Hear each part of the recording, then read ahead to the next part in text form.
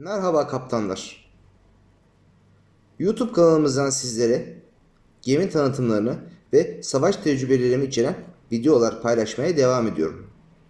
Bugün size Amerikalıların 10. seviye J-2 muhribinin komple incelemesini yapacağım. Doğru kullanıldığında oyundaki en etkili 10. seviye muhribin J-Link olduğunu söylediğimde birçok kişi Japonların Shimakaze muhribinin daha güçlü olduğunu düşünecektir. Böyle düşünmenizin sebebinin Shimakaze'nin aynı anda 15 adet torpidoyu suya bırakıyor olmasındandır. Karşı takımda uçak gemisi olmadığında ve sadece zırhlardan oluşan bir takım olması durumunda bu düşünce tarzında haklı olduğunuzu kabul edebilirim.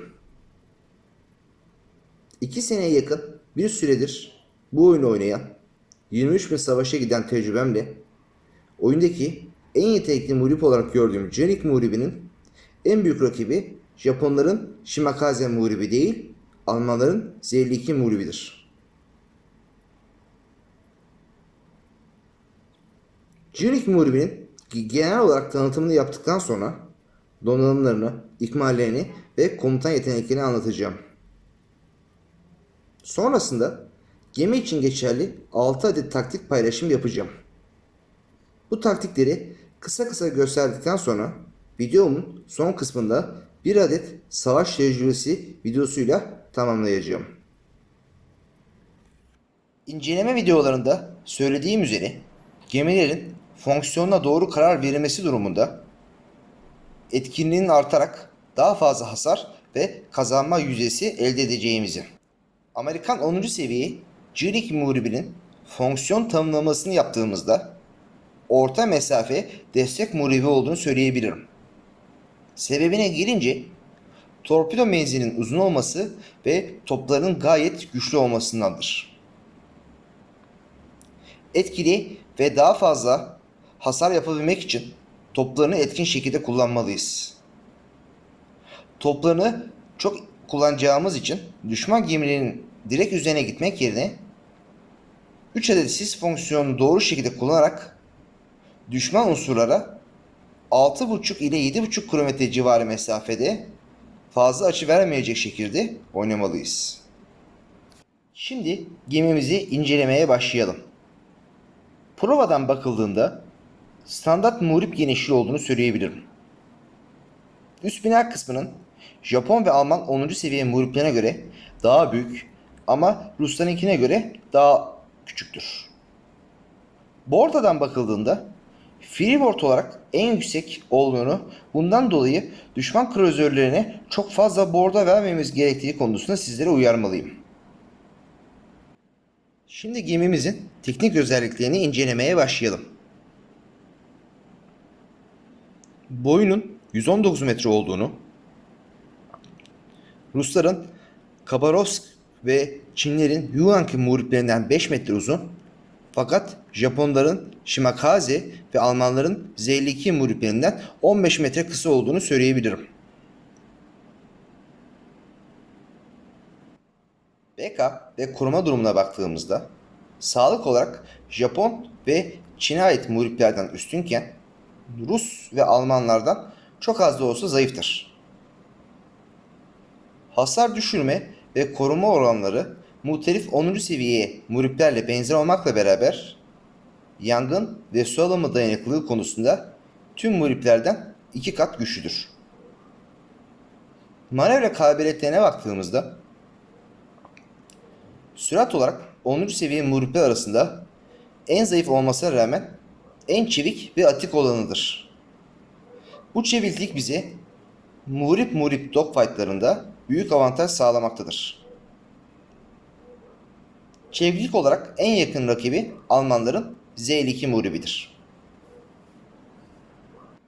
Silah ve sistemlerine baktığımızda 127 mm kalibrelik 3 adet ikilik taletlerden oluşan toplam 6 topluk ana top sistemi mevcuttur. Topları kalibre olarak Japonların Shimakaze ile aynı olmasına rağmen çok daha etkili olduğunu sizlere rahatlıkla söyleyebilirim. 399 hasar veren HE mermileri ile savaşlarda görülen net hasarı 360 ile 365 arasında değişmektedir. Mermilerinin %3'lük yangın olasılığı diğer muhriplerde %4 olmasına rağmen 3 saniyelik dolum süresiyle oyunda en çok yangın çıkartan muhriptir. Size şöyle tarif edebilirim. Adeta atışlar arasında dürbünü açıp kapamaya zaman kalmamaktadır. Top atışları diğer ülkelerin muhriplerine göre hafif kavisli olduğunu, bu sebeple dikkatli atışlar yapılması gerekmektedir. Dikkatli atışlar derken nişangahı biraz daha aşağıya, yani denize doğru ve düşman gemilerinin biraz daha ilerisine koymamız atış isabetlerimizi ciddi anlamda arttıracaktır. Japon ve Çin muhriplerine karşı dogfight'larda çok üstün olduğunu, fakat Alman ve Rus muhripleri ile dengeli olduğunu belirtmekte fayda var. 9.15 kilometrelik ana top menzili ile zırhlı ve kruzerlere karşı da ciddi olarak etkilidir. Torpido kovanlarına baktığımızda 533 mm'lik Mark 17 torpidolarına sahiptir. Bu torpidolar oyundaki normal torpidolar arasında en geç tespit edilenidir. Beşikten oluşan 2 adet torpido kovanı ile aynı anda suya 10 torpido bırakabilmekte ve bu torpidoların tekrar dolum süresi 54 saniyedir. Dolum süre olarak kıyaslandığında Japonlar 2 tur torpido atabilirken J-Ring 3 tur atabilmekte. Bu da J-Ring için büyük bir avantaj sağlamaktadır. Torpidolarının menzili 8.7 kilometredir. Tarihi kamuflaj ile beraber 9 kilometre üstüne çıkartılabilmektedir. Torpido menzil olarak oyundaki muhtelif ülkelerin muhripleriyle kıyaslandığında Japon ve Çinli muhriplere göre menzili 1,5 kilometre civarı kısa olup Alman ve Rus muhriplerine göre bayağı uzundur. Su başlatma olasılığı Japon ve Çinlilere göre biraz düşük olmakla beraber diğer ülkelere göre 2 kat fazladır. Hava savunma imkanlarına bakıldığında Japonların 10. seviye Haraguma muhribinden sonra oyundaki en güçlü muhriptir. Diğer ülkelerin 10. seviye muhriplerine göre hava savunma imkan ve kabiliyeti olarak 1,5 kat daha güçlüdür. Ayrıca J-Ring muhribinde anti hava savunma fonksiyonu mevcuttur. Bu sayede savaşlarda düşman uçaklarını düşürerek takımına katkı sağlamaktadır.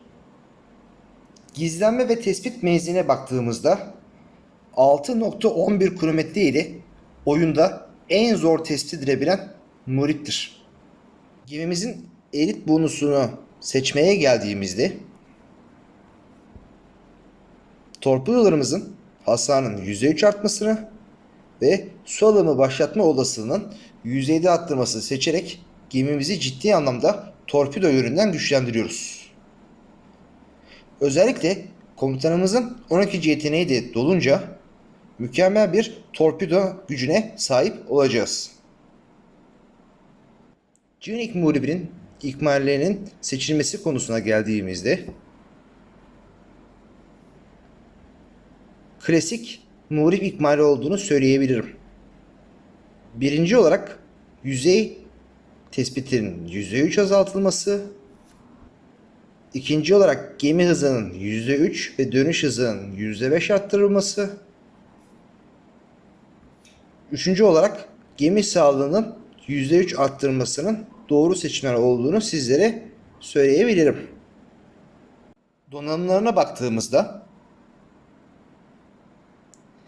birinci donanım olarak ana topların yükleme süresinin %3 kısaltılması, ikinci donanım olarak dönüş ivmelenmesinin %10 artması, böylece gemimiz daha da çevik olacaktır. Üçüncü donanım olarak gemi hızının %5 arttırılmasını seçerek 10. seviye arasında en yavaş hıza sahip olan J-Ring'in bu dezavantajını dengelemeye çalışıyoruz.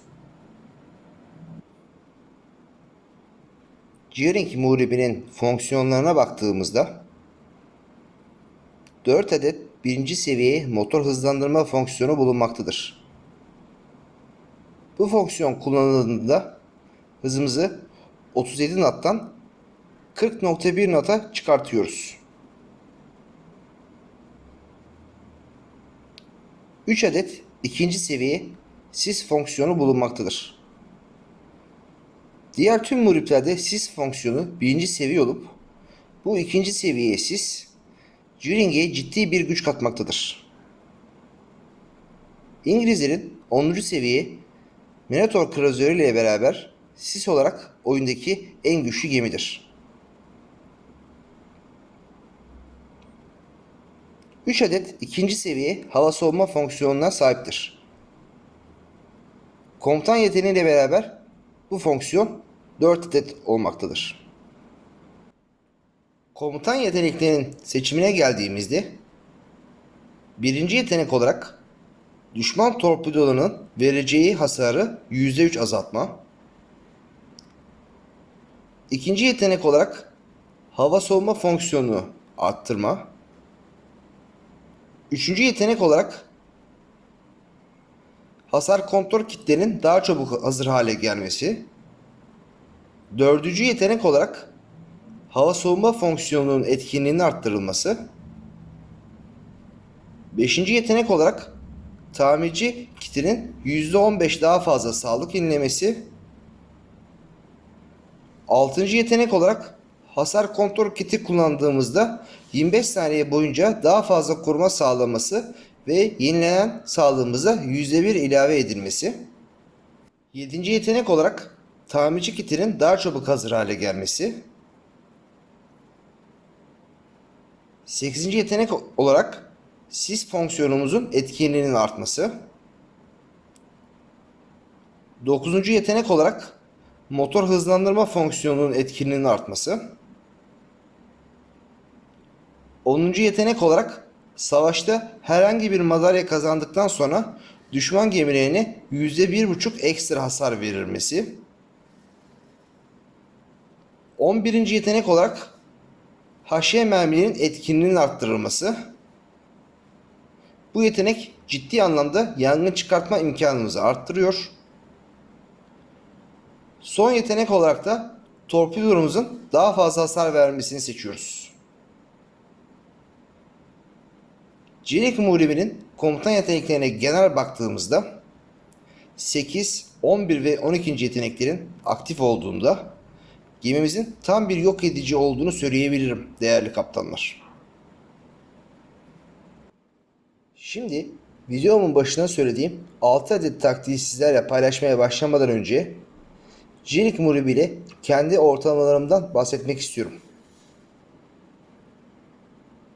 Gearing muhribi ile 235 savaşta %66.4 galibiyet yüzdesi, 2,5 adet gemi batırdıktan sonra batma oranı, savaş başı 1,2 gemi batırma oranı, %27 MVP oranı ve son olarak da 61.642 hasar ortalaması ile çoğu oyuncunun zırhıyla elde ettiği hasar ortalamasını yakaladığımı sizlerle paylaşmak istedim. Gearing muhribi için geçerli olan taktiklerin kısa gösterimleri.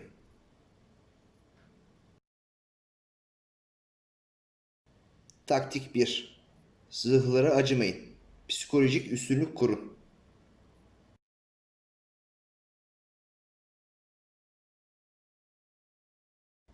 Zırhlara saldırmak için çok yaklaşmayın. Böylece hem ototoplardan korunacağız hem de ikinci topların etkisi azalacaktır. Dikkatli bir manevra ile torpidolardan kaçındıktan sonra sağ tarafta hafiften gözükmeye başlayan Liebherr zırhlısını gözüme kestiriyorum. Oyundaki en güçlü gemi olarak gördüğüm Fransızların Liebherr zırhlısının tali kamuflajı olduğunu tespit ediyorum. Burada önemli olan husus yaklaşırken tespit edilmeden maksimum seviyede yaklaşmam. Bu sebeple kayayı aramızda bırakıyorum. Torpido sektörünü açtığımda 2 saniye kadar izliyorum. Tüm torpidoları suya bırakmamla beraber sis fonksiyonuna basıyor ve makinelere tornistan yol vererek sert bir şekilde yavaşlıyorum. Burada dikkat edilmesi gereken konu hem hidravlik sıhhısı hem de önünde gözüken Shimakaze muhribi tarafından hala tespit edilmemiş olma. Toplarımla ateşe başlayarak isabetli atışlarla yangın çıkarmayı amaçlıyorum. Hidraulik'e 5 torpidom isabet ediyor ve su alımı oluşturmayı başarıyorum. Zırhlı su alımını tamirci kitiyle kapatıyor ve 15 saniye boyunca korunma sağlıyor. Sisin içinde görünmediğim için sakin fakat sürekli isabetli atışlarla saldırmaya devam ediyorum.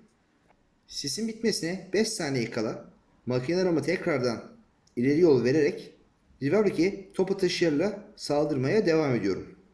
Burada dikkat edilmesi gereken konu zırhlı sağa doğru dönerek kaçmaya çalıştığı için nişangahı daha yukarıya koyuyorum. Torpidolarımın yükleme süresi doluyor ve 10 adet torpidoyu tekrar suya bırakıyorum. Burada önemli olan konu birinci torpido kovanını sektör doğrultusuna atarken ikinci torpido kovanını Rivabric'in haritasında olması sebebiyle biraz daha sağ tarafa doğru atıyorum.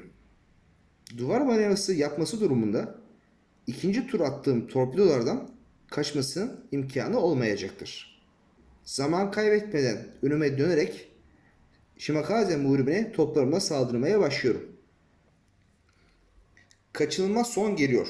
Toplamda Rivabric zırhlısından 10 torpido ve 86 top isabetiyle 58K'lık hasar kazanıyorum. Taktik 2. Yangın ve su alımı kombosu.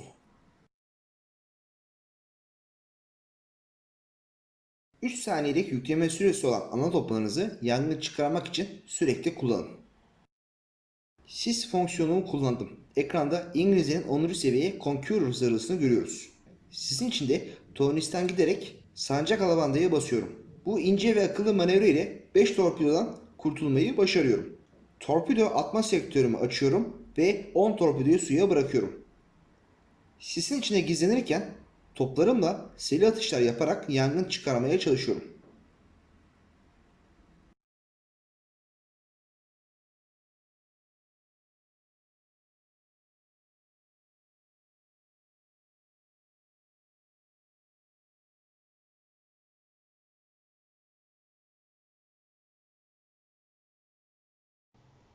Beş torpido isabet ediyor.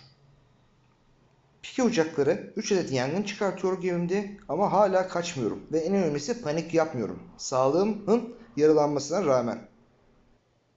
Yangınları söndürüyorum ve bana yaklaşan Montana zırhlısına top atışlarına başlıyorum.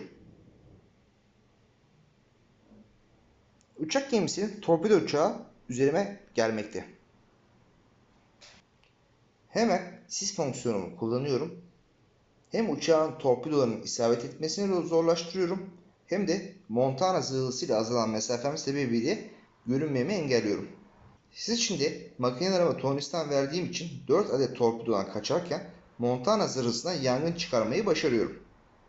Burada zırhın sağlığı çok olmasına rağmen hemen yangını söndürüyor ve ölümcül hatayı yapıyor. Siz içinde birinci torpido kovanını suya bırakıyorum.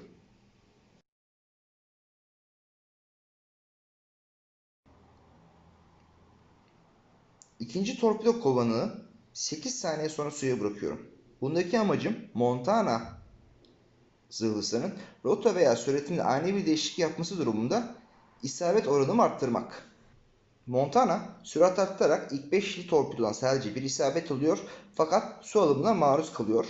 Ve 30 saniye önce ilk yangını gereksiz yere söndürdüğü için bu sefer tekrar hasar kiti kullanmasına 45 saniyesi var. İkinci beşlik torpidolardan 4 tanesi isabetli olurken 3. yangında çıkıyor. İzlemek yerine top atışlarına devam ediyorum ve Montana zırhlısı batıyor. Taktik 3. Sis fonksiyonu kullanmak. 3 adet sis fonksiyonundan yararlanmak.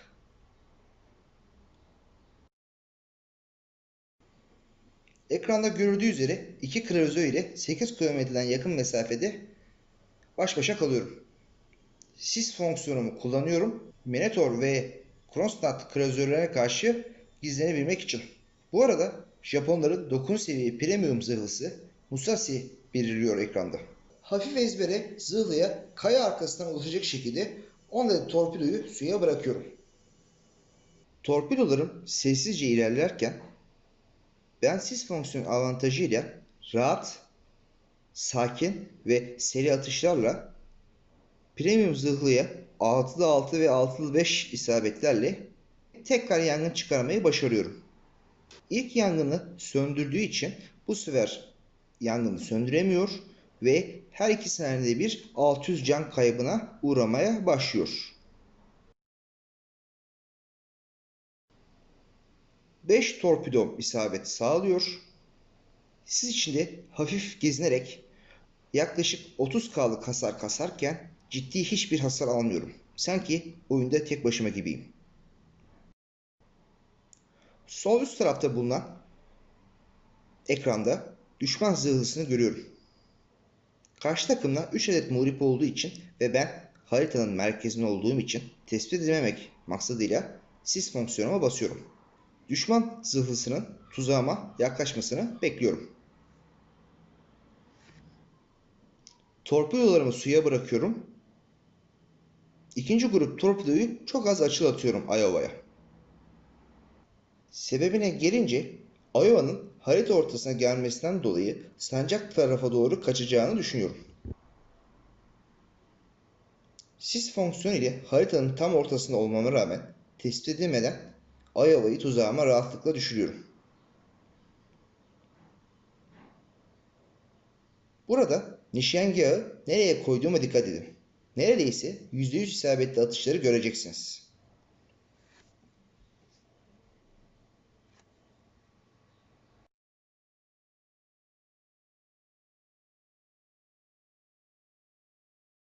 Taktik 4. Klasörleri halletmek. Klasörlere saldırmak için keskin açıyla hareket edin. Böylece ana topların etkinliği azalacak. Cihanik Muhribi ile Moskova klasörünü 8 kilometre mesafede gözüme kestirdim. Hiç zaman kaybetmeden dik açıyla üzerine gidiyorum. Baş toplarımla isabetli atışlarla sağlığını azaltmaya çalışıyor ve yangın çıkarmayı amaçlıyorum. Sağlığımın ne kadar az olduğuna dikkat edin burada. Hafif açımı genişletiyorum ki torpido sektörüne rahatlıkla alayım Moskova'yı. 10 adet torpidoyu suya bırakıyorum ve dik açıyla Moskova'ya çarpacak gibi ilerliyorum. Böylece Moskova'nın beni vurmasını zorlaştırıyorum. Sağlığım 800'e kadar düşerken Moskova'yı batırmayı başarıyorum. Taktik 5. Muhripleri yok et.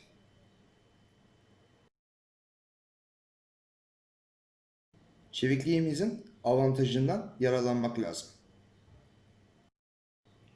Sisin içindeyim. Shimakaze muhribi üzerime gelmeye başladığını fark ettiğim için sisin süresi daha olmasına rağmen tam yol ileri harekete geçip Shimakaze muhribini toplarımla saldırmaya başlıyorum.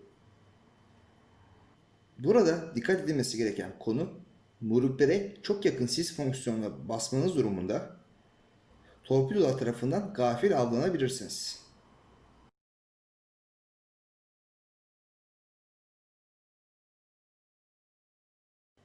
İki tur 6-6 isabetle Shimakaze'de yangın çıkarmayı başarıyorum. Ve bu atışla da Shimakaze'yi suya gömüyorum. Taktik 6. Uçakları düşür. Uçak savar fonksiyonunu kullanarak sadece kendimiz için değil, aynı zamanda takımımız için de uçak savar savunmasına katkı sağlıyoruz.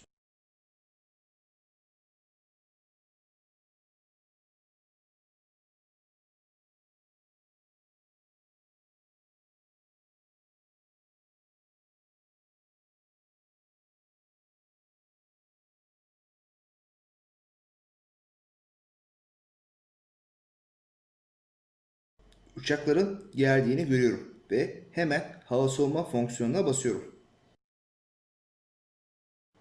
Yanında başka bir dost gemide olması durumunda baraj atışı oluştuğu için çok daha etkili oluyor bu fonksiyon.